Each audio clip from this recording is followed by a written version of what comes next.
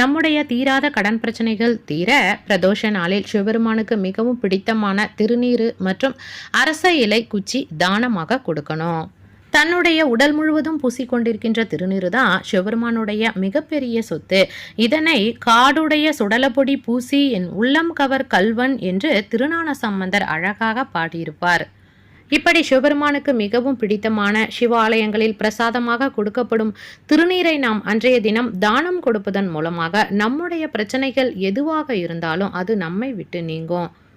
மேலும் மும்மூர்த்திகள் வாசம் செய்யக்கூடிய அரச மர குச்சிகளை ஹோமத்திற்காக சிவாலயங்களுக்கு நாம் அன்றைய தினம் தானம் கொடுப்பதன் மூலமாக நம் வாழ்க்கையில் ஏற்படுகின்ற சிக்கல்கள், தெரிந்தோ தெரியாமலோ நாம் செய்த பாவத்தின் விளைவாக இப்பிறவியில் நாம் அனுபவிக்கின்ற துன்பங்கள் அனைத்தும் நம்மை விட்டு நீங்கும்.